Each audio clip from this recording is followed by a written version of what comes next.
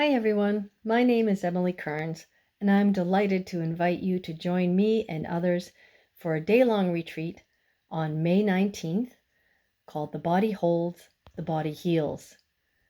This is a group retreat aiming to help us explore how our body holds whatever has overwhelmed us, grief, trauma, stress.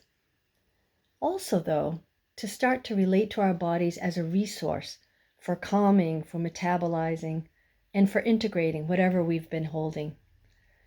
Thirdly, together we'll explore how to respond differently to past and current stressors, looking at body-focused, body-based practices and rituals.